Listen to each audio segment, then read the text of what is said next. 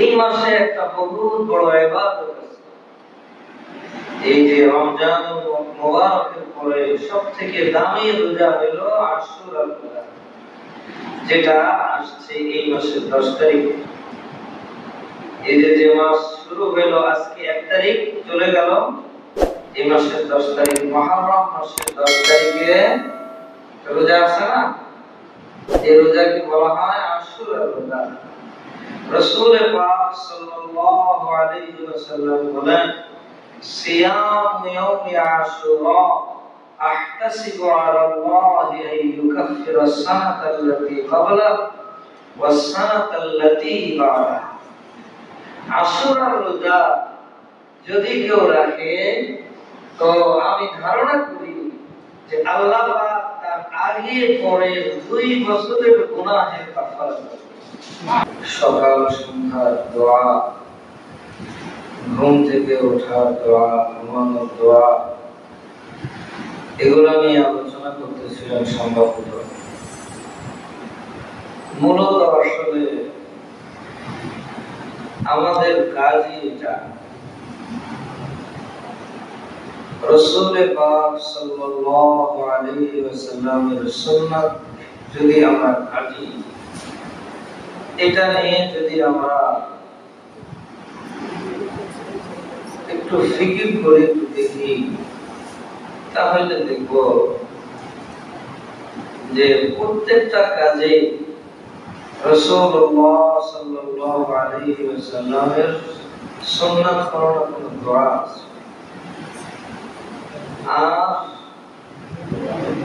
এই দোয়াগুলোকে কেন্দ্র করে তিনি আমাদেরকে আল্লাহ রাব্বুল ইজ্জতের সাথে সম্পর্ক জোড়ার একটা মাধ্যম বলে দিয়েছেন। মূলত দোয়াগুলো হলো একটা ওসিলা। এই দোয়াকে কেন্দ্র করে যেন সার্বক্ষণিক আমার আল্লাহর সাথে যোগাযোগ হয়, সার্বক্ষণিক আল্লাহ রাব্বুল ইজ্জতের কাছে চাওয়া দোয়া হয়, এই জিনিসটাই আল্লাহ পাক রাসূলুল্লাহ আমাদেরকে দান করেছেন। এই খানা খেলাম, এটা দোয়া, দোয়াটা একটা বাহানা। দেখেন না, খানা শেষের দোয়া কি? আলহামদুলিল্লাহিল্লাযী আত'আমানা ওয়া সাকানা ওয়া জা'আলানা মুসলিমিন। এই যে দোয়াটা আমরা করি,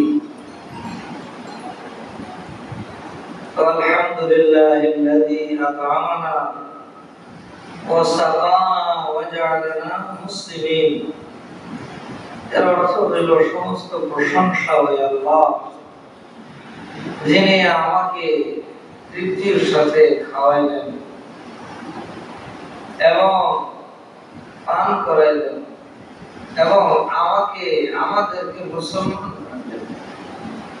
এখন এতটুকু তো ঠিক আছে যে খাওয়াইলেন, পান করাইলেন, আমার কাজের সাথে ঠিক আছে, কিন্তু কবে যে আমাদেরকে মুসলমান বানাইলেন, এর সাথে খাওয়া পান করা কি যোগসূত্রটা কি? কোনো যোগসূত্র আছে? কোনো যোগসূত্র নাই।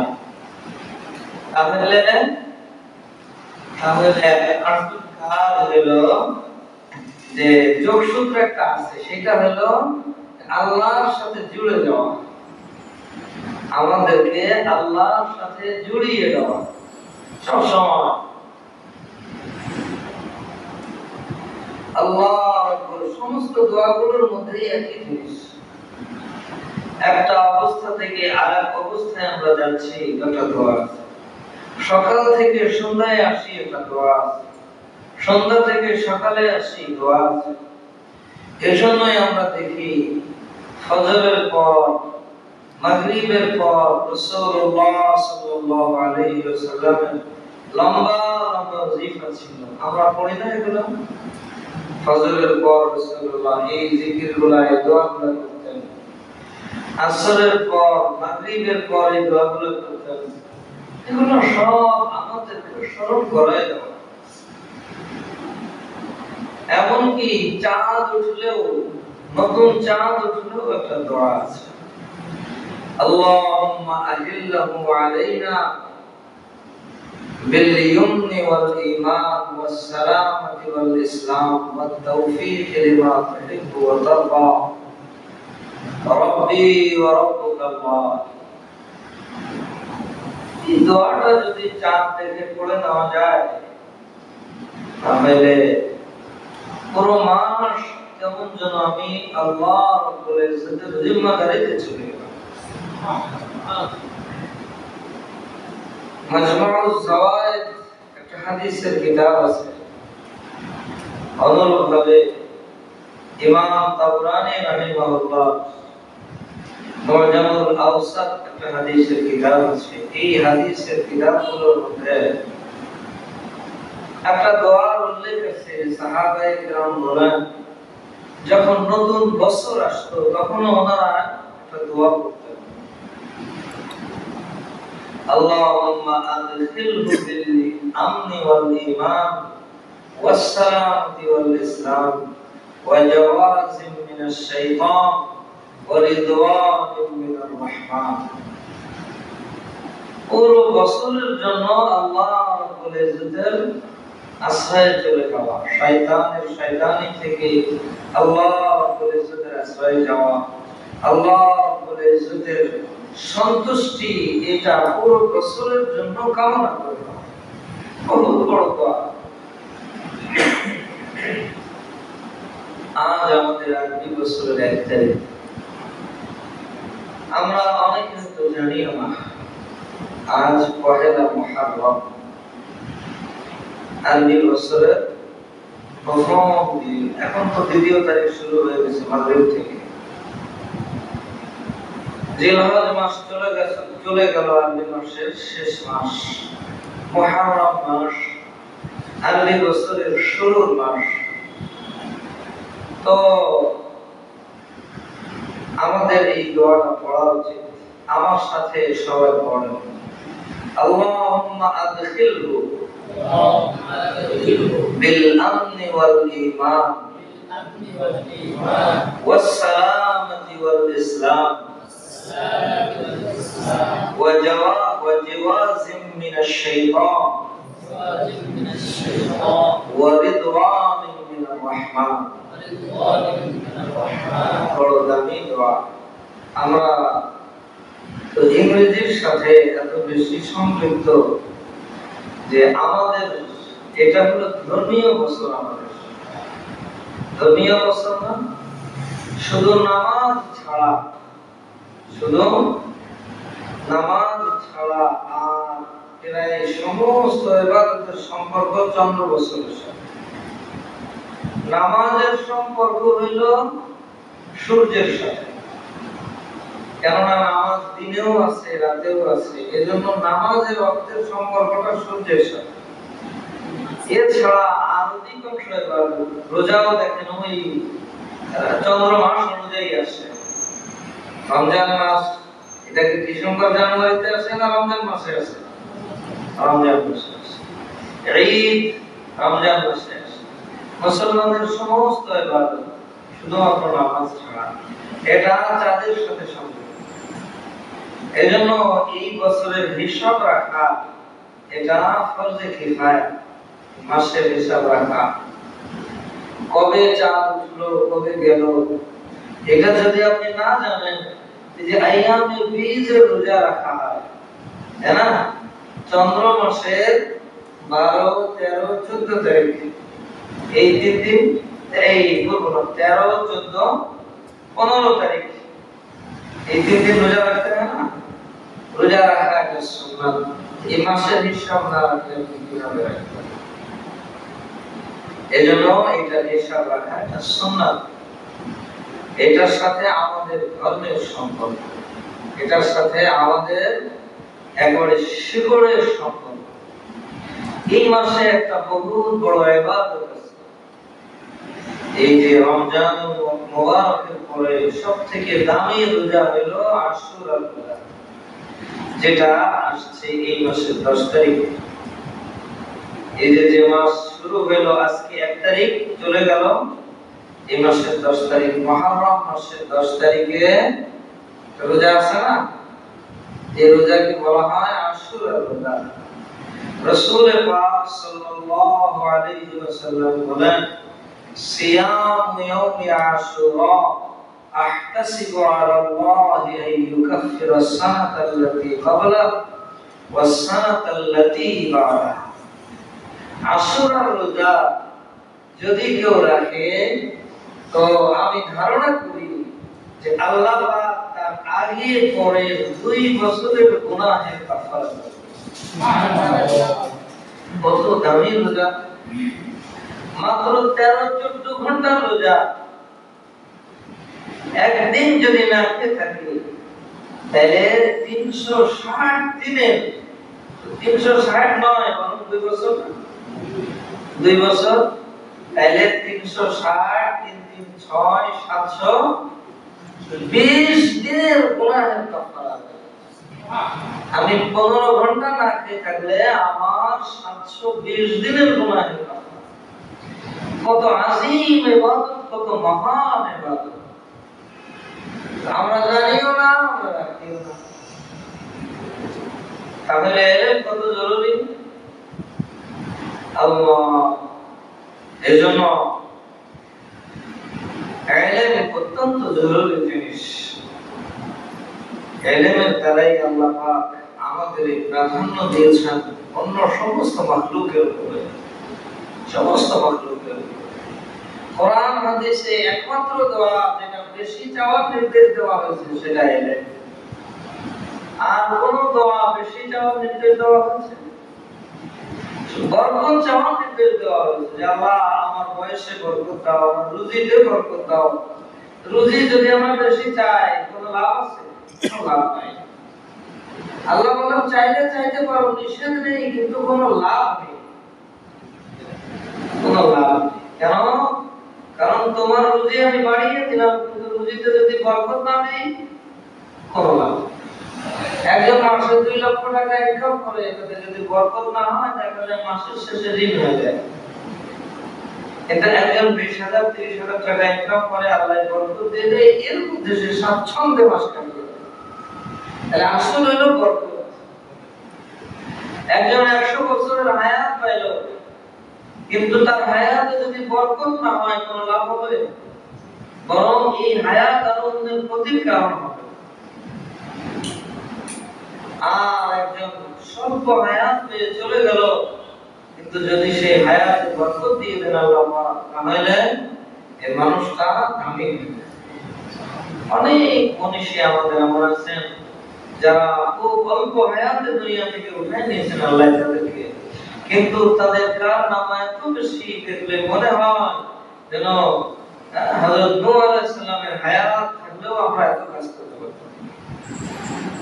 স্বয়ং রাসূলুল্লাহ মাত্র 63 বছরের হায়াত পেয়েছিলেন, কিন্তু কি করে 10 বছরের মধ্যে গোটা জাজিরাতুল আরব ইসলাম। এজন্য দোয়া হলো বরকত বৃদ্ধির না, আল্লাহ সম্পদ বাড়ায় দাও। যদি বরকত না দেয় তাহলে ওই সম্পদ অনেক সময় আমার ক্ষতির কারণ হয়ে দাঁড়ায়, অনেক সময় ওই সম্পদই ক্ষতির কারণ হয়ে দাঁড়ায়।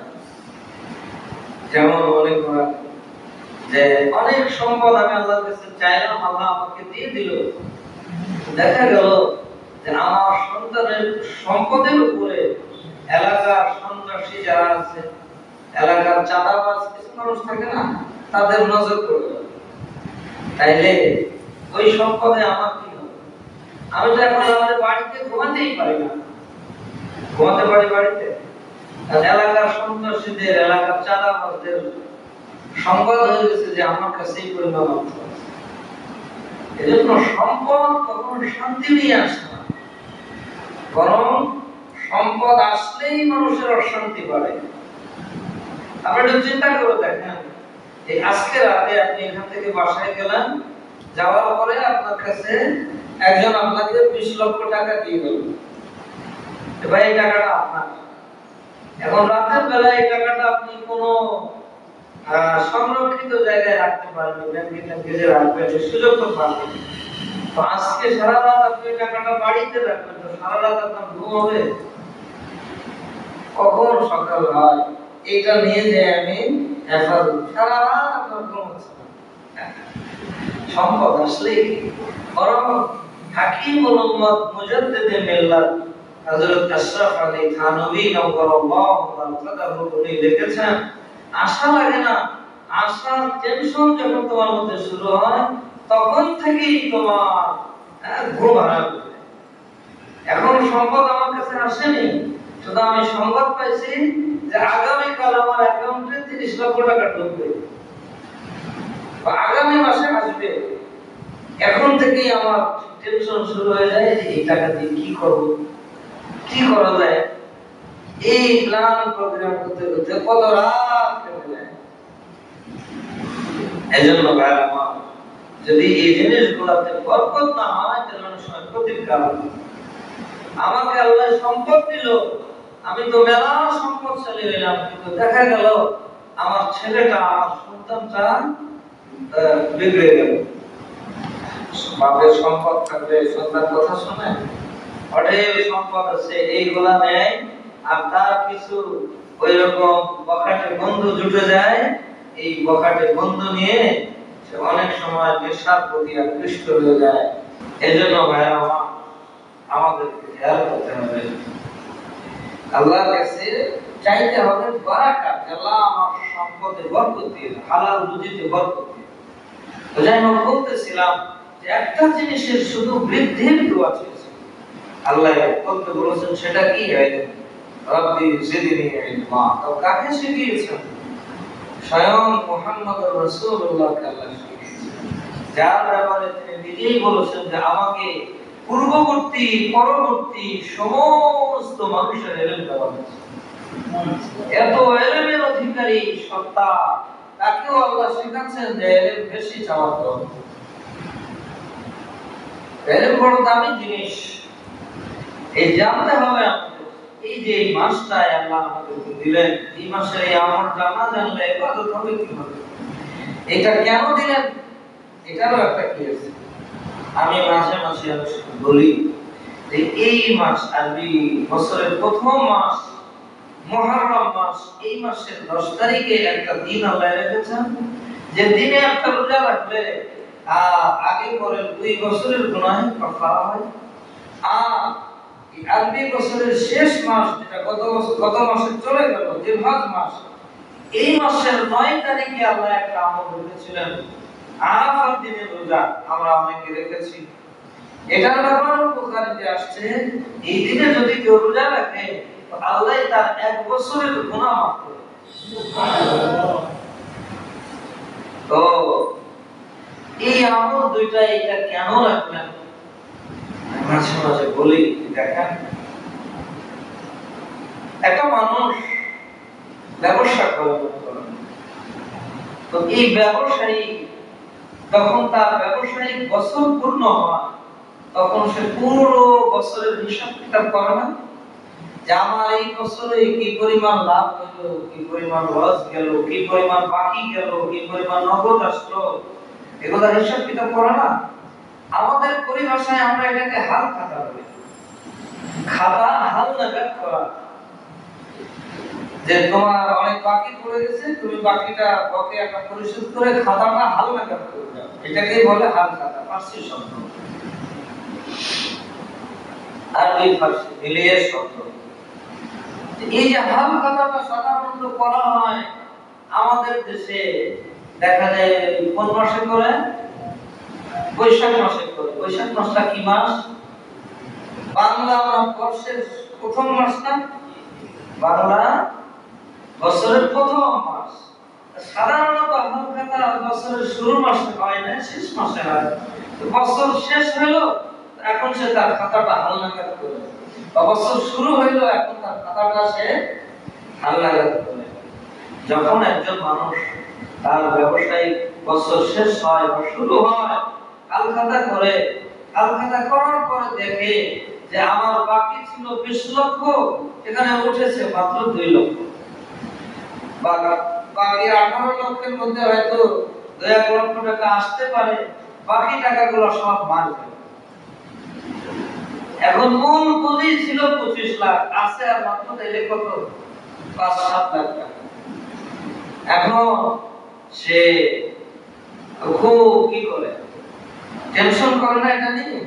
তার কোনো মুরব্বীরা যদি থাকে তারা এসে তাকে সান্ত্বনা দেয়, দেখো নতুন ব্যবসা শুরু করেছো, আসলে ব্যবসা বোঝো না যে যাকে তাকে তো বাকি দিতে হয় না, যে আসলো চাইলে তুমি দিয়ে দিলা, আর বাকি দিলেও মাঝে মাঝে মাসে মাসে এটা উসুল করে নিতে হয়। তুমি পুরো বছর বাকি দিছো, একজনের বাকি পড়ে গেছে 2 লাখ 3 লাখ, এখন সে একসাথে এত টাকা কিভাবে পরিশোধ করবে? ব্যবসা বোঝে না। মুরব্বীরা এসে সান্ত্বনা দেয় যে বাস যা গেছে গেছে, এখন করার তো কিছু নেই, এখন যা আছে এইটাই তো তোমার। দেখো এইটা দিয়ে তোমার এই ব্যবসা সামনে অগ্রসর করতে হবে, আবার এর লাভের অংশ দিয়ে তোমার সংসারও চালাতে হবে। সুতরাং অবশিষ্ট যে পুঁজিটুকু আছে এইটাকে এত সুন্দরভাবে কাজে লাগাও, খুব হিসাব কিতাব করে কাজে লাগাও, যেন সামনে আর এরকমের লস না হয়। এরকম মুরব্বীরা এসে সান্ত্বনা দেয় না, সান্ত্বনা পায়।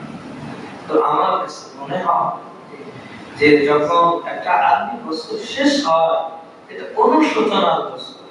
অনুশোচনার সময় মুসলমানের একটা দিন চলে গেলে সে অনুশোচিত হবে যে একটা দিন পেয়েছিলাম, এই দিন আমি কি করব?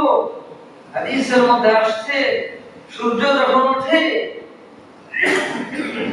পৃথিবীবাসীকে সে দেখে এ কথা বলে যে দেখো আমি যে উদয় হয়েছি, কিয়ামত পর্যন্ত দ্বিতীয়বার আমি আর নতুন করে ফিরে আসবো না। সুতরাং আমার মধ্যে তুমি যা কিছু করতে চাও করে নাও, আমি অস্ত্র যাওয়ার আগে আগে যতটুকু পারো আমল করে নাও। এই যে আগামীকাল যে সূর্য ওঠে, এটা কি গতকালের সূর্য? ওই দিন তো কিয়ামত পর্যন্ত আমি আর ফিরে আসবো না। তো একটা দিন চলে গেল, আমাকে অনুশোচিত হতে হবে যে এই দিনে আমি কি করলাম। এজন্যই তো দিন শেষে যখন রাত আসে, তো সে সময় কিছু দোয়া রেখেছেন আল্লাহ, যেগুলো বড় দিনের যে কমি খামি থেকে গেছে, এটা থেকে আল্লাহর কাছে ক্ষমা চাও। একটা রাত চলে গেল, অনুশোচিত হতে হবে যে এই রাতে আমি কি অর্জন করলাম। যদি দেখো যে না পারিনি, তো আল্লাহর কাছে ফজরের নামাজ পড়ে আল্লাহর কাছে কাঁদো যে আল্লাহ আমি যা করার ছিল খুশি করে। এই যে সকাল সন্ধ্যায় যে দোয়াটা পড়তে হয়, দোয়ার অর্থই এটা। ভাইয়া আমার ঠিক একটা বছর যখন চলে যায়, তো মানুষ অনুশোচিত হবে যে আমার জীবন থেকে একটা বছর বিয়োগ হয়ে গেল, মাইনাস হয়ে গেল। আমি মনে করি যে আমার বয়স 1 বছর বেড়ে গেল, কত বড় ধোঁকা শয়তান আমাদেরকে দেয়। আসলে কি বয়স বাড়ে না কমে? আমি দুনিয়াতে হায়াত পেয়েছিলাম 50 বছরের, আমি বাঁচবো 50 বছরের। 1 বছর যখন শেষ হয়, তাহলে কি আমার বয়স 1 বছর বাড়লো নাকি ওই 50 বছরের হায়াত থেকে 1 বছর কমলো? আমাকে কবরে যাওয়া সময় আমার নিকটবর্তী হয়ে আসলো না? তাহলে আমার যদি সময় কমে আসে, তো তখন আমি কি হই? অনুশোচিত হওয়া উচিত আমার যে আমি এই সময়ের মধ্যে করলামটা কি? এই যে সামান্য একটা বছর আমার জীবন থেকে চলে গেল, এই সময় আমি কি করলাম? একটা মানুষ যখন বছর শেষে হিসাব মেলায় তার নিজের জীবনে যে এই বছর আমি কি করলাম, তো তখন সে দেখে যে আমার এই বছরে তো বহু গুনাহ আছে। এই বছর তো আমি অনেক গুনাহ করেছি। এই বছর তো আমি নামাজও ঠিকমতো আদায় করিনি। এই বছর তো আমি আল্লাহর হক ঠিকমতো আদায় করিনি। আমার স্ত্রীর হক আদায় করিনি। স্ত্রী হলে স্বামীর হক আদায় করিনি। সন্তানদের হক আদায় করিনি। প্রতিবেশীর হক আদায় করতে পারিনি। কত গুনাহের মধ্যে জড়িত। যখন বছর শেষে সে হিসাব মিলায়, দেখা যায় সে অনেক বেশি চিন্তিত হয়ে যায়, কিভাবে আমার বছর গেল। তো আমার কাছে মনে হয় সে বছরের শেষ মাসে হিসাব মেলা আর নতুন বছরের শুরুর মাসে হিসাব মেলা হালকা করুক। তখন যখন সে অনুশোচিত হয়, আল্লাহ রাব্বুল ইজ্জতের পক্ষ থেকে তার কুদরতি হাত এসে বান্দার মাথায় বুলিয়ে দেয়। আল্লাহর পক্ষ থেকে বলে, দেখো বান্দা, যা হয়ে গেছে গেছে, পিছনে যেটা করেছো সেটার জন্য এখন আর খুব বেশি অনুশোচিত না হয়, বরং নতুন বছরের জন্য তুমি নব উদ্যমে এই জজবা তৈরি করো যে এই বছরের আর একটা মুহূর্ত যেন আমার নষ্ট না হয়। এই যে আমার জীবন আমি এনেছিলাম 60 বছরের, এখন 40 ছাড়িয়ে 41 এ আসলো, তাহলে আর কতটুকু সময় আছে? 55 ছাড়িয়ে ওই 56 চলে গেল, আর কত দিনই বা সময় আছে? বাকি যে সময়টুকু আছে এই সময়টুকু কাজে লাগাও। আর পিছনের বছরের যে অনেক গুনাহ তুমি করে ফেলেছো, এর জন্য তুমি এই যে দিনটা আসতেছে এই দিনে একটা দিন রোজা রাখো, আমি আল্লাহ তোমার পিছনের বছরের সমস্ত গুনাহ মাফ করব। সুবহানাল্লাহ। আমার ভাই, আমার কাছে মনে হয় এজন্যই আল্লাহ পাক আরবি বছরের শেষ মাসে একটা এই দিন রেখেছেন যে এই দিনে রোজা রাখলে তোমার এক বছরের গুনাহ মাফ, আবার শুরুর বছরেও একটা এই দিন রেখেছেন। কারণ মানুষ অনেকে হালকাতা শেষ মাসে করে, অনেকে হালকাতা শুরুর মাসে। তুমি শেষ মাসে করো আর শুরুর মাসে করো, তুমি অনুশোচিত হও, ওই দিনে রোজাটা রাখো, ইনশাআল্লাহ আমি আল্লাহ তোমার পিছনের গুনাহ সব মাফ করে দেব। কিন্তু তোমার কাজ হইল সামনের সময়টুকু যেন তুমি পিছনের মতো এরকম অবহেলায় উদাসীনতায় কাটিও না, সামনের সময়টা যেন তুমি অত্যন্ত গুরুত্বের সাথে প্রতিটা মুহূর্ত আল্লাহ রাব্বুল ইজ্জতের সন্তুষ্টি অর্জনের কাজে নেই। এজন্য ভাইরা, এই যে 10 তারিখ যে রোজা আসছে আমরা রাখবো ইনশাআল্লাহ সবাই। এটা বড় দামি রোজা। এই যে রমজানুল মুবারকের যে রোজা ছিল, ফরজ আমরা 1 মাস রাখি না, এই রোজা 1 মাস রোজা ফরজ হওয়ার আগে এই রোজা একটা রোজাই ফরজ ছিল। যখন থেকে রমজান মাসের রোজা ফরজ হয়েছে দ্বিতীয় হিজরিতে, তখন থেকে ওই রোজার ফরজিয়াত রহিত হয়ে ওইটা এখন সুন্নাত হয়েছে। কিন্তু এরপরেও ওই রোজাটা রাখলে 2 বছরের গুনাহ মাফ হয়। এজন্য রমজানের পরে সবথেকে গুরুত্বপূর্ণ রোজা হলো আশুরা। তবে এই দিনে, যেহেতু এই দিনে ইহুদিরাও রোজা রাখে, অন্যান্য ধর্মের অবলম্বী যারা ধর্মাবলম্বী তারাও এই দিনে রোজা রাখে। এই কারণে রাসূলুল্লাহ সাল্লাল্লাহু আলাইহি ওয়াসাল্লাম আমাদেরকে বলেছেন যে খালিফুল ইয়াহুদ ফাসুমু ইয়াওমান ক্বাবলাহা আও ইয়াওমান বা'দাহা। যেহেতু সব কাজে আমাদেরকে ইয়াহুদ নাসারা এদের সাদৃশ্যতা অবলম্বন করা থেকে বিরত থাকার নির্দেশ দিয়েছেন, সুতরাং এই রোজার ক্ষেত্রেও ওদের সাদৃশ্যতা অবলম্বন করা থেকে বিরত থাকতে হবে। কিভাবে? যে ওরা তো একটা রোজা রাখে, তুমি 2টা রোজা, 9 তারিখের আগের দিন 10 তারিখের আগের দিন 9 তারিখ 10 তারিখ 2টা রাখো, অথবা 10 তারিখের পরের দিন 10 তারিখ এবং 11 তারিখ 2টা রাখো। তাহলে রোজা রাখাও হবে, আবার বিধর্মীদের সাথে সাদৃশ্যতা অবলম্বন হবে। এজন্য আমরা ইনশাআল্লাহ 2টা রোজা রাখব, হয় 9 তারিখ বা 10 তারিখ, অথবা 10 তারিখ বা 11 তারিখ। আর যেহেতু আরবি একটা বছর শুরু হইল, আমি এখানে অনুশোচিত হব, আমি আমার জীবনের হিসাব মিলাবো। মাওলা পাক এই পৃথিবীতে আমাকে কেন প্রেরণ করলেন? শুধু কি বাস খাওয়া পড়া আর একটু থাকা, বাস এর জন্যই? এর জন্য এত নিজাম? কোরআনে তো আল্লাহ বলেছেন এই 7 আসমান 7 জমিন আর আসমান জমিনের মাঝে যা কিছু আছে সব কিছু বান্দা আমি তোমার জন্য সৃষ্টি করেছি। তো আমার জন্য যে এত আয়োজন, এত কিছু, এই কিছুদের এতটুকুর জন্য যে আমি জন্ম নিলাম, এরপরে একটু বড় হইলাম, আমার শরীরে শক্তি হইল, এখন আমি কিছু কর্ম করি আর উপার্জন করে আনি, খাই, ঘুমাই, আর বাস অবসর সময় আমি ঘুরে ফিরে কাটাই। এই জন্যই কি আমার জীবন? নাকি আমার জীবনের কোনো মাকসাদ আছে? যদি আমি বুঝি যে আমার জীবনের কোনো মাকসাদ আছে, আছে না মাকসাদ? সেটা কি? যে আমাকে আপনাকে এই দুনিয়াতে প্রেরণ করা হয়েছে পরবর্তী জীবনের প্রস্তুতি নেওয়ার জন্য। এই জীবনের পরের যে জীবন, সেই জীবনের প্রস্তুতি নেওয়ার জন্য পাঠানো হয়েছে। ওই জীবনে এখানে আমি যা করব, যে বীজ বপন করব, ওখানে যে আমি সেটাই করব। যেমন আমি এই ধান যখন লাগানোর সাথে সাথে কি ফল পায়? কয়দিন পর ফল আসে? প্রায় 4 মাস পর ফল আমার বাড়িতে আসে, আর ওইটা দিয়ে আমি পুরো বছর ভোগ করি।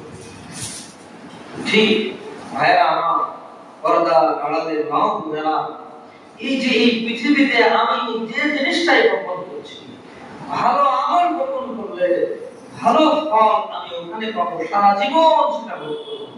যদি খারাপ কোনো আমল আমি এই পৃথিবীতে বপন করি, তাহলে আমার আখিরাতে যে কিন্তু ভালো কোনো ফসল আসবে না। আমি বপন করলাম আমার ক্ষেতে ধান, আর আমি আশায় বসে আছি যে এখান থেকে গম হবে, এটা কি কখনো সম্ভব? আমি যেটাই বপন করব সেটাই। এজন্য ভাইরা আমার, পর্দা আড়ালের মা ও বোনেরা, আমাকে আপনাকে আপনার মাওলা যে কাজের জন্য পাঠিয়েছেন, ওই কাজে নিয়োজিত হওয়া, ওই কাজ করা, ওই ফিকিরে থাকা, এটাই হলো আসল কাজ, এটাই হলো আসল বুদ্ধিমানের কাজ। যে এক ব্যক্তি আমাদের একজন বড় মুরব্বী ছিলেন, উনি একটা সুন্দর উদাহরণ পেশ করতেন, বড় সুন্দর উদাহরণ। যে একটা দেশ আছে, যে দেশের নিয়ম হলো এই দেশে যে একবার প্রেসিডেন্ট হয়, বাদশা হয়, সে দ্বিতীয়বার আর ক্ষমতায় আসতে পারে। যেমন আমেরিকার নিয়ম আছে, এক ব্যক্তি দুইবারই কি হতে পারবে? প্রেসিডেন্ট হতে পারবে, এরপর আর হতে পারবে।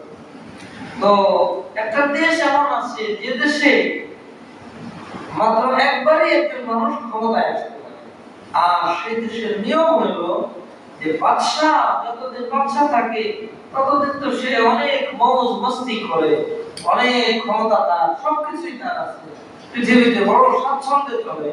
কিন্তু যখন তার ক্ষমতা শেষ হয়ে যায়, ওই দেশের নিয়ম হলো সে বাদশা আর ওই দেশেই থাকতে পারে না, তাকে বনবাসে পাঠিয়ে দেওয়া হয় একটা দ্বীপে, সে বাকি জীবন ওই দ্বীপেই কাটিয়ে দেয়। এখন এই দেশে যে বাদশা হয়, প্রথম তো খুব স্বাচ্ছন্দ্যে কাটায় কিছুদিন,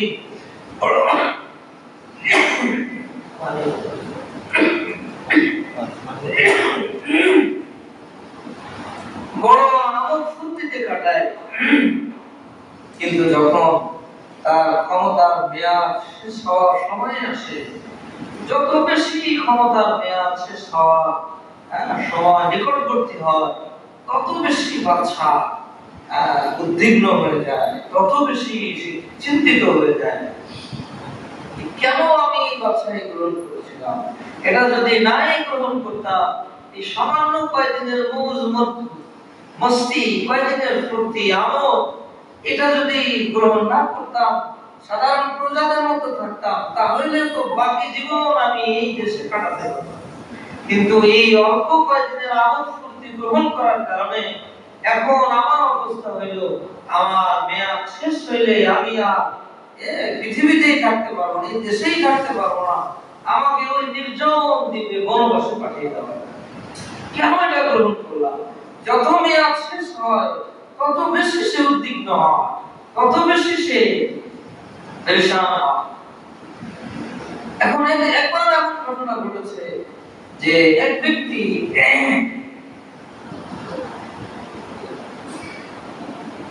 বাদশা হয়েছে, বাদশা হওয়ার পর এর মেয়াদ যখন শেষের দিকে আসছে, তো অন্যান্য বাচ্চাদের মতো এর মধ্যে এমন কোন উদ্বেগ পাওয়া যাচ্ছে না, কোন চিন্তা টেনশন নেই, বরং এর অবস্থা হইল যে যত বেশি সময় অতিবাহিত হয়, যত বেশি তার মেয়াদ শেষ হওয়ার কাছে আসছে, সে আরো তত বেশি খুশি হচ্ছে, কারণ সে অপেক্ষা করছে কবে আমার মেয়াদ শেষ হবে আর কবে আমি দ্বীপে যাব। তো প্রজারা বড় আশ্চর্য হয়ে গেছে যে এ কেমন মানুষ, জানে যে মেয়াদ শেষ হইলে তাকে ওই দ্বীপে নির্জন জীবন কাটাতে হবে, যেখানে কোনো খাদেম নাই, কোনো মানুষ নাই, আত্মীয় স্বজন নাই, একাকী জীবন কাটাতে হবে। তো তারপরেও সে চিন্তিত না হয়ে বরং আনন্দিত, আরো বড় আগ্রহের সাথে ওই দিন কবে আসবে যেদিন আমার মেয়াদ শেষ হবে, সেই দিনের অপেক্ষা করছে, দিন গুনছে। কারণটা কি? কিছু মানুষ অনুসন্ধান করে, এরা অনুসন্ধান করে দেখলো যে আসল বিষয় হলো যে এই বাদশাহ চিন্তা করছে যে আমার ক্ষমতার মেয়াদ তো মাত্র 5 বছর, আমি এই জায়গায় আমার এই দেশে যতই আমোদ ফুর্তি করি না কেন 5 বছর পরে তো আমাকে ওই দ্বীপেই যেতে হবে।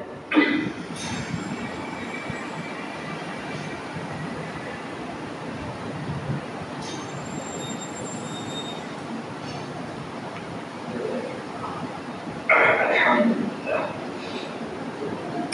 5 বছর পরে তো আমাকে ওই দ্বীপেই যেতে হবে, বাকি জীবন আমার পুরো জীবনটা তো ওই দ্বীপেই কাটাতে হবে।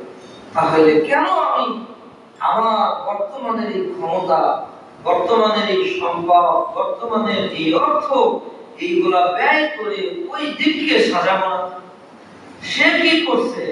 সে তার এই 5 বছরের ক্ষমতাকে ব্যবহার করে, যেহেতু সে বাদশা, তার কাছে গোটা দেশের সম্পদ আছে, গোটা দেশের জনবল আছে, গোটা দেশে ক্ষমতা আছে, এই ক্ষমতা, তার এই অর্থ, তার এই যে লোকবল, সব কিছু ব্যবহার করে সে ওই দ্বীপটাকে সাজিয়ে তুলেছে।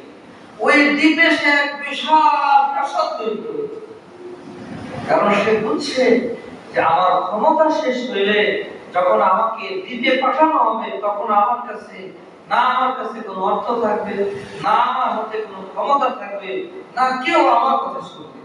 কিন্তু যতদিন আমার ক্ষমতা আছে ততদিন পর্যন্ত সবাই আমার কথা শুনতে বাধ্য হবে। এই দেশের সব সম্পদ যেখানে খুশি আমি ব্যয় করতে পারি। তাহলে সে তার ক্ষমতাকে কাজে লাগিয়ে সে ওই দ্বীপটাকে এক প্রাসাদে পরিণত করবে। সেখানে ইলেকট্রিসিটি, সেখানে পানির লাইন সহ আধুনিক সমস্ত সুযোগ সুবিধা সে সেখানে নিয়ে গেছে। এমন সুন্দর করে ফেলেছে দ্বীপটা যে এখন তার এই দেশের যে প্রাসাদ, এই প্রাসাদের থেকেও তার এই দ্বীপের প্রাসাদ সুন্দর হয়েছে। এখন ক্ষমতা শেষ হওয়ার আগে তো সে দ্বীপে যেতে পারছে না, এই জন্য সে শুধু অধীর আগ্রহে ওই দিন গুনছে যে কবে আমার ক্ষমতা শেষ হবে আর কবে আমি ওই দ্বীপে যাব। কেন? কারণ ওই দ্বীপ তো তার এখানে প্রায় এই দুনিয়া, এই ক্ষমতার থেকেও সুন্দর হয়েছে। তো ভাইরা আমার, এই উদাহরণটা দিয়ে ওই আল্লাহ বলি আমাদেরকে এভাবে বোঝাতে চেয়েছেন, দেখো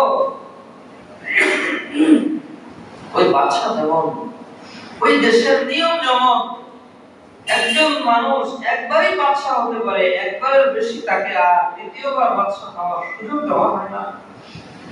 ঠিক তুমি আমিও মনে করো এই পৃথিবীতে এসেছি একবারের হায়াত, যখন এই পৃথিবী থেকে তুমি আমি চলে যাব তো কিয়ামত পর্যন্ত চেষ্টা করলেও দ্বিতীয়বার তোমাকে আমাকে আর এই পৃথিবীতে আসার সুযোগ দেওয়া হবে।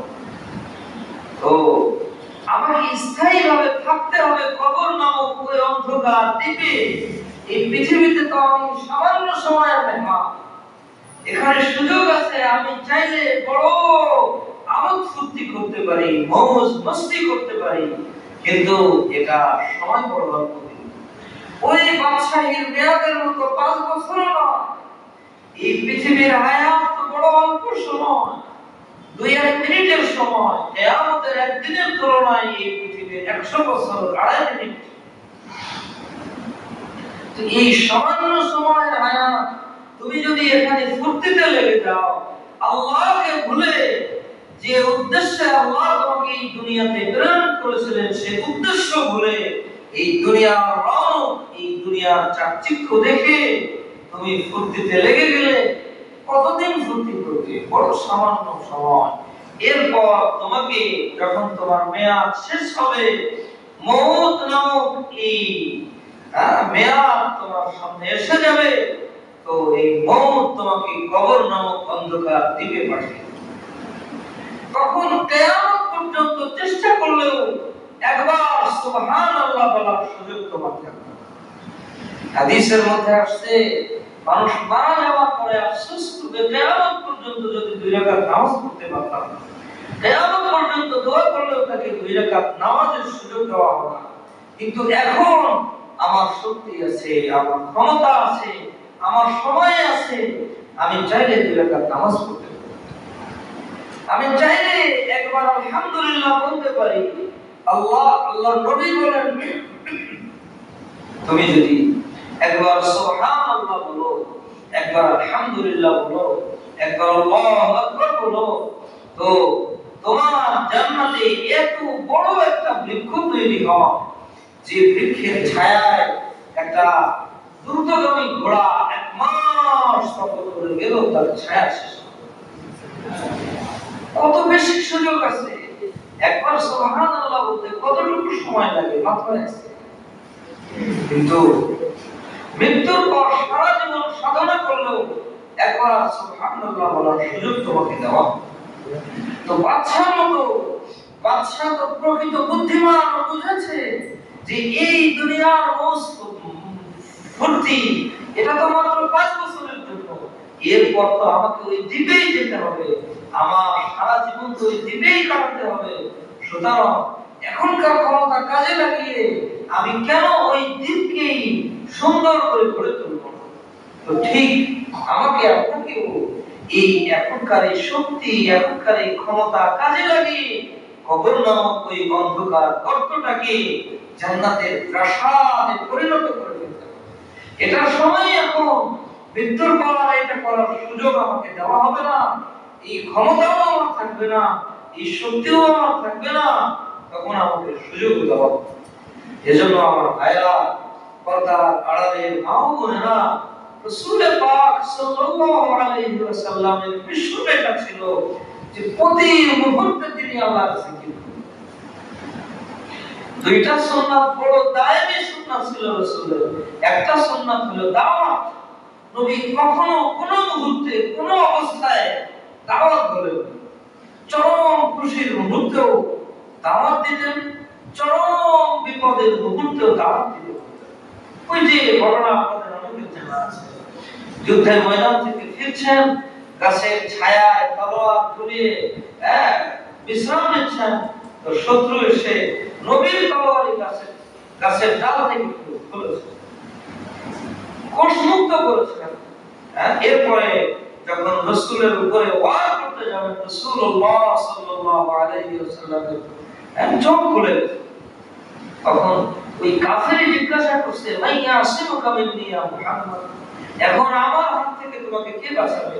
তোমার সঙ্গীরা তো অনেক দূরে দূরে ঘুমাচ্ছে, তোমার আশেপাশে তো কেউ নাই, কে বাঁচাবে? রাসূল পাক বেধড়ক জবাব দিয়েছেন, আল্লাহ। রাসূলের এই আল্লাহ জবাবের মধ্যে, আল্লাহ শব্দের মধ্যে কি শক্তি ছিল জানেন? এই আল্লাহ শব্দ শোনার সাথে সাথে তার শরীরের মধ্যে কম্পন সৃষ্টি হয়েছে, তার হাত থেকে তলোয়ার। রাসূলুল্লাহ উঠিয়ে তাকে দাওয়াত দিয়েছে।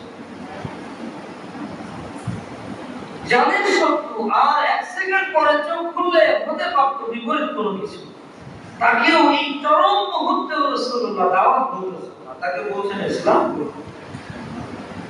মৃত্যুর সময় থেকে, বিপদের সময় তো আর কোনো মানুষের জীবনে আসে না, এর থেকে বড় বিপদ। এই সময় রাসূলুল্লাহ মৃত্যুর আগ মুহূর্তে কি বলে যাচ্ছেন উম্মতকে? আসসালাতু ওয়া মা মালাকাত আইমানুকুম, নামাজ যেন ছাড়বে না, আর অধীনস্থদের প্রতি অবিচার করবে না, অধীনস্থদের প্রতি সুবিচার, তাদের উপরে ইনসাফ কায়েম করো, আর নামাজ আদায় করো, নামাজ আদায় করো, নামাজ। বাস মৃত্যুর সময় চরম বিপদের মুহূর্তে দাওয়াত করো। রাসূলের এই একটা সুন্নাত ছিল যেটা সব সময় রাসূল করতেন, এটা তার জিম্মাদারি ছিল। আর আরেকটা সুন্নাত ছিল যা দায়েমী রাসূলুল্লাহ সব সময় করতেন, সেটা কি? সেটা হলো আল্লাহর জিকির। কোন মুহূর্তে রাসূলুল্লাহ আল্লাহকে বলতেন। এই জিকিরের মাধ্যম তিনি আমাদেরকে শিখিয়েছেন এইভাবে যে এক অবস্থা থেকে আরেক অবস্থায় তুমি পরিবর্তন হচ্ছো, তো এর মধ্যে একটা দোয়া শিখিয়েছেন। বসা থেকে উঠছো, রাসূল দোয়া শিখিয়েছেন। নিচে থেকে উপরে উঠছো, দোয়া শিখিয়েছেন আল্লাহু আকবার। উপর থেকে নিচে নামছো, দোয়া শিখিয়েছেন সুবহানাল্লাহ। সমতল ভূমিতে উঠছো, দোয়া শিখিয়েছেন লা ইলাহা ইল্লাল্লাহ জিকির করো। জামা পরিধান করছো, দোয়া শিখিয়েছেন, দোয়াটা করো। ডান হাতটা আগে ঢোকাও, খুলছো, দোয়া শিখিয়েছেন। জুতা পরিধান করা সুন্নাত শিখিয়েছেন। মসজিদে প্রবেশ করছো, দোয়া শিখিয়েছেন। বের হচ্ছো, দোয়া শিখিয়েছেন। খানা খাচ্ছেন, দোয়া শিখিয়েছেন। ঘুমানো, দোয়া শিখিয়েছেন। ঘুম থেকে উঠে দোয়া শিখিয়েছেন। প্রতি মুহূর্তে এটা সির্ফ বাহানা, এই বাহানায় আল্লাহকে স্মরণ করা হলো উদ্দেশ্য। তা বাহানা উদ্দেশ্য হলো আল্লাহকে স্মরণ করা, সরাসরি আল্লাহ রাব্বুল ইজ্জতের সাথে সম্পর্ক তৈরি করা। আর আল্লাহ বড় মহান, এত বড় সত্তা হওয়া সত্ত্বেও তিনি আমাদের উপরে কত বড় দয়া করেছেন, কত বেশি দয়া করেছেন যে আমরা যে কোনো মুহূর্তে তার সাথে সরাসরি যোগাযোগ স্থাপন করতে পারি। যে কোনো মুহূর্তে। এখন দুনিয়াতে যে সামান্য একটু বড় হয়ে যায় তার একজন সেক্রেটারি এসে তার কাছে যদি আপনি ফোন দেন তো সরাসরি এখন সে রিসিভ করে না, তার সেক্রেটারি রিসিভ করে। তো ডাক্তার বড় হয়ে গেলে সরাসরি রিসিভ করে। আর ক্ষমতার লাইনে গেলে তো প্রধানমন্ত্রীর সাথে যদি আপনি যোগাযোগ করতে চান কত মাধ্যমে আপনাকে যেতে হবে। এরপরও দেখা যাবে শেষ পর্যন্ত যে আপনি তার সাথে দেখা করতে পারছেনই না। তার সচিব পর্যন্ত গিয়েছে, কারণ এখানেই চূড়ান্ত হবে, আপনার যা কিছু বলার এখানেই করতে হবে। তার সাথে দেখা করার শিডিউল আপনাকে দেওয়াই হচ্ছে না। সামান্য এই একখণ্ড জমিনের যে প্রধানমন্ত্রী, তার অবস্থা যদি এই হয়, তাহলে গোটা আহকামুল হাকিমিন, গোটা জগতের যিনি মালিক, তার সাথে যোগাযোগ করার জন্য কত মাধ্যম হওয়ার কথা ছিল। কিন্তু আমার মাওলা আমার আপনার উপরে এত দয়া করেছেন যে কোনো মুহূর্তে আপনি তার সাথে যোগাযোগ করতে পারেন। আল্লাহ বলে হাদিসে আসছে, বান্দা যদি একবার আমাকে ডাকে আমি কমপক্ষে 3 বার লব্বাইক বলে তার ডেকে শোনাই। যে কোনো মুহূর্তে, যে কোনো অবস্থায়। প্রধানমন্ত্রীর সাথে দেখা করতে গেলে সর্বহারা থেকে দেখা করা যায়। ঘুম থেকে উঠে আপনার গায়ে আছে ঘুমানোর পোশাক, গেঞ্জি আর লুঙ্গি, এই অবস্থায় কি আপনি প্রধানমন্ত্রীর সাথে দেখা করতে যেতে পারবেন? কিন্তু এই অবস্থায় আপনি আহকামুল হাকিমিনের সাথে যোগাযোগ করতে পারছেন। বিছানা থেকে উঠে বসেই আপনি দোয়া করতে পারছেন, আলহামদুলিল্লাহিল্লাযী আহইয়ানা বা'দা মা আমাতানা ওয়া ইলাইহি নুশুর।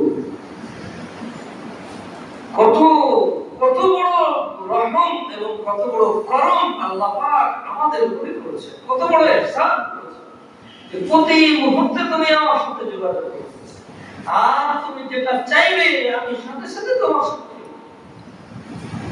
দোয়াটা কত বড় মাধ্যম, আমরা কি মনে করি সাধারণ জিনিস মনে করি দোয়া। তো দোয়া কত বড় ব্যাপার। দোয়া মানে কি? সরাসরি আল্লাহর সাথে যোগাযোগ করা। হ্যাঁ, আমি সরাসরি উপরে কথা বলছি, অসুবিধা নেই। নিচের একজন কর্মকর্তা, নিচের একজন কর্মচারী আপনাকে ঢুকতে দিচ্ছে না, আপনি বললেন আমি তোমার বসের সাথে আমার যোগাযোগ, ওখানে যোগাযোগ করে ফোন লাগাও। তুমি ঢুকতে দিচ্ছ না, দাঁড়াও, আপনি সরাসরি বসের সাথে ফোন দিয়ে বলবেন তোমার গেটম্যান আমাকে ঢুকতে দিচ্ছে না, আপনাকে ঢোকার ব্যবস্থা করবে। এই আল্লাহর সাথে যোগাযোগের এই মাধ্যমে কোনো কি নাই, কোনো ধরনের কোনো ওয়াসিতা মাঝখানে কোনো মাধ্যম নাই। সরাসরি যে আল্লাহর সাথে একটু চিন্তা করে দেখুন, যে আল্লাহর সাথে মুহাম্মদুর রাসূলুল্লাহ সরাসরি যোগাযোগ স্থাপন করতেন, সেই আল্লাহর সাথে যোগাযোগ স্থাপন করার সুযোগ আপনাকে আল্লাহ দিয়েছেন। যে আল্লাহর কাছ থেকে সরাসরি ইব্রাহিম খলিলুল্লাহ চেয়ে নিতেন, সেই আল্লাহর সাথে যোগাযোগ স্থাপনের সুযোগ আল্লাহ আপনাকে দিয়েছেন।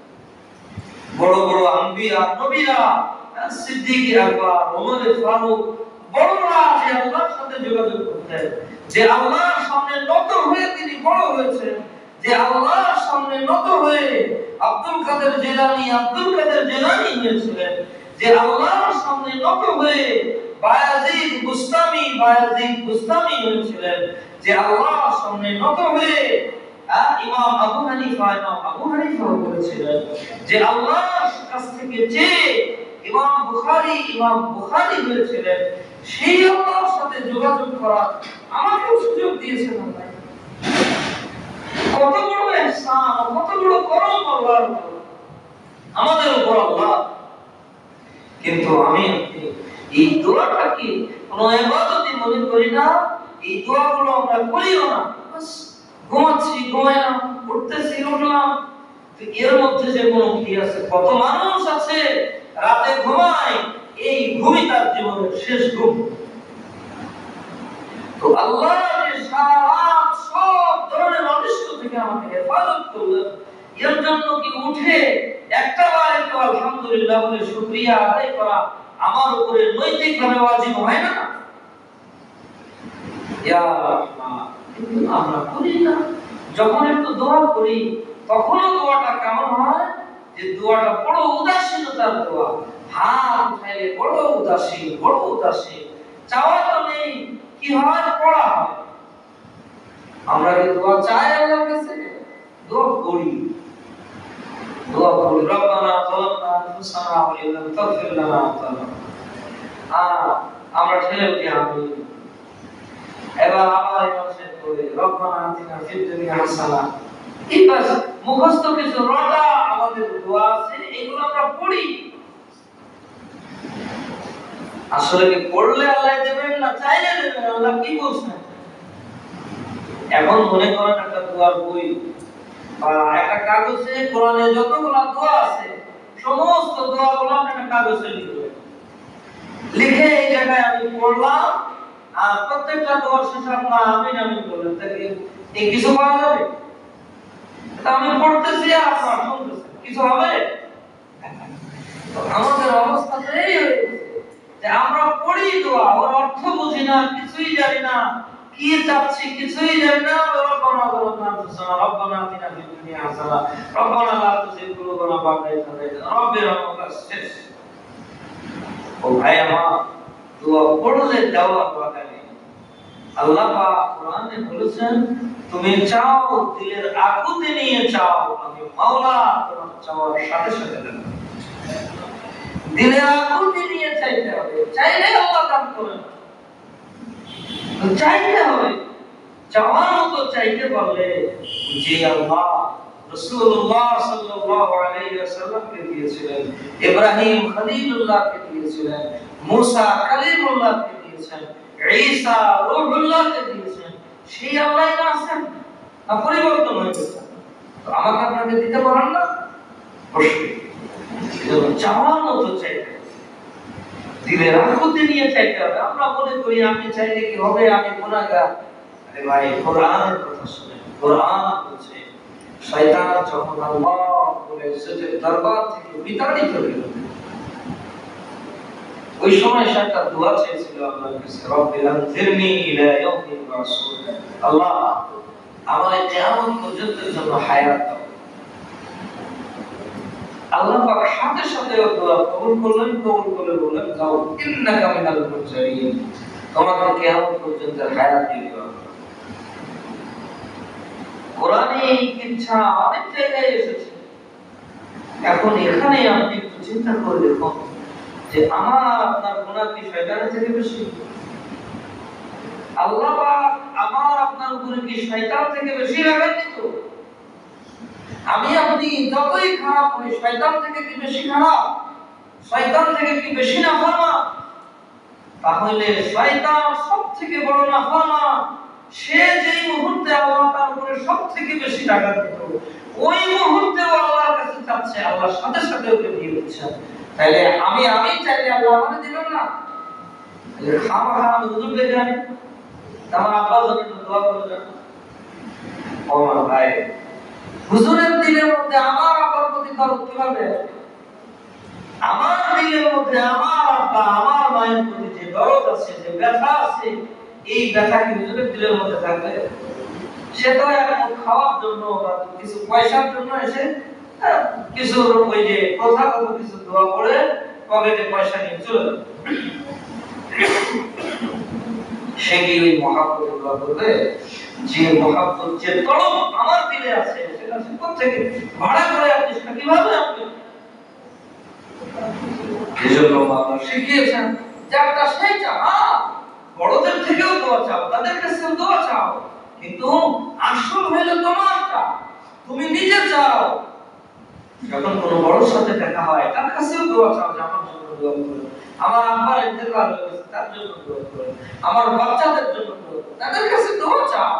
কিন্তু শুধু এতটুকুর উপরে যথেষ্ট নয়, বছরে একদিন হুজুর ডেকে এনে কোরআন শরীফ পড়ায় দোয়া করে দিলেন, বাস আব্বা আম্মা কাদের করে ফেললেন না।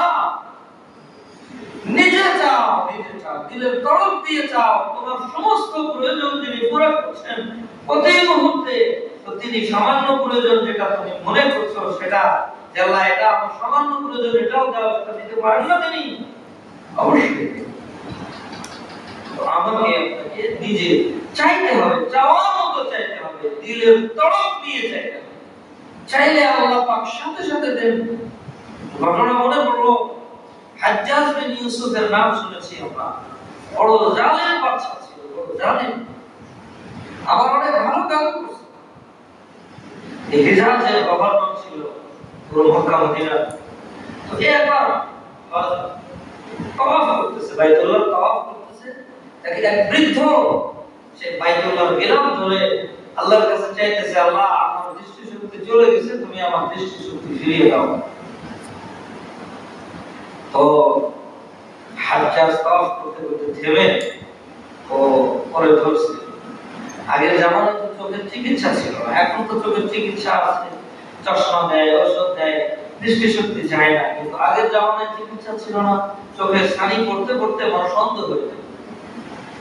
বলছে, দেখো তুমি তো আমার চেনো না, চিনবা না, তুমি তো চোখে দেখো না, আমার নাম হাজ্জাজ বিন ইউসুফ, আমি এলাকার গভর্নর, আমি যেটা বলি সেটা করেই ছাড়ি। আমি তাওয়াফ করতেছি, 3 চক্কর হয়েছে আর 4 চক্কর বাকি আছে। এই 4 চক্কর ঘুরে আসার মধ্যে মধ্যে যদি তোমার দৃষ্টিশক্তি ফিরে না আসে, তাহলে তোমার শরীর থেকে তোমার মাথাকে আমি আলাদা করব। এই জায়গা থেকে পালায় যাওয়ার কোনো সুযোগ নেই। আমি আমার একজন সিপাহী তোমার কাছে নিয়োজিত করব, তুমি পালায় চলে যাও। এই কথা বলে হাজ্জাজ চলে গেছে। আল্লাহ, হাজ্জাজ বিন ইউসুফ বাকি 4 চক্কর দিয়ে এসে দেখে যে বৃদ্ধ দৃষ্টিশক্তি ফিরে আসছে। কেন? কারণ বৃদ্ধ এখন দোয়া করছে, আল্লাহ আগে তো শুধু চোখের মাসলা ছিল, দৃষ্টিশক্তি সারা জীবন ফিরে না আসলেও কোনো অসুবিধা ছিল না, কিন্তু এখন তো জানের মাসলা, এত জালেম যা বলে সেটাই করে ছাড়ে। আল্লাহ যদি তুমি দৃষ্টিশক্তি ফিরাই না দাও, আমার তো জান চলে যাবে। এমন আকুতি নিয়ে আল্লাহর কাছে দোয়া করছে যে ওই 4 চক্কর আর দেওয়ার আগে তার দৃষ্টিশক্তি ফিরে আসে। তখন হাজ্জাজ বলতেছে, বুড়ো বুড়ো বলে সম্বোধন করছে যে দেখো তুমি আগে যেই উদাসীন হয়ে আল্লাহর কাছে দোয়া করতেছিলা, কাবার গিলাফ ধরে দোয়া করতেছো, কিন্তু তোমার মন তো নেই দোয়া করতে। এইরকম উদাসীন হয়ে কিয়ামত পর্যন্ত চাইলেও আল্লাহ, কিন্তু আমি যখন তোমার জানের ভয় দিয়েছি, এখন তুমি যে দিলের আকুতি নিয়ে চেয়েছো, দেখো আমার 4 চক্কর শেষ হওয়ার আগেই আল্লাহ তোমাকে দিয়েছে। তোমার জান নেওয়ার উদ্দেশ্য ছিল না, বরং তোমাকে এটা দেখানোর উদ্দেশ্য যে আল্লাহর কাছে কিভাবে চাইলে আল্লাহ দেয়। তুমি বাইতুল্লাহ গিলাফ করে চাচ্ছ, কিন্তু তোমার মন তো আরেক দিকে কাছে, কিয়ামত পর্যন্ত এভাবে চাইলে আল্লাহ দেবে। তুমি যখনই তোমার দিলে তোমার দোয়ার সাথে লাগিয়েছো, 4 চক্কর হওয়ার আগেই আল্লাহ তোমার দৃষ্টিশক্তি ফিরিয়ে দিয়েছে। তো দিলের আকুতি নিয়ে আল্লাহ বলেছেন যে দোয়ার জন্য একটাই শব্দ লাগিয়েছে, একটা শব্দ, সেটা হলো কি? যে দিলের আকুতি, দিলের তড়প নিয়ে আল্লাহর কাছে চাইতে। চাইলে আল্লাহ যে অবস্থায় চাইবে যা চাওয়া হয় আল্লাহ রব্বুল ইজ্জত সেটা দান করেন। ও আযাবের সময় হয়ে গেছে না, তাহলে শেষ করে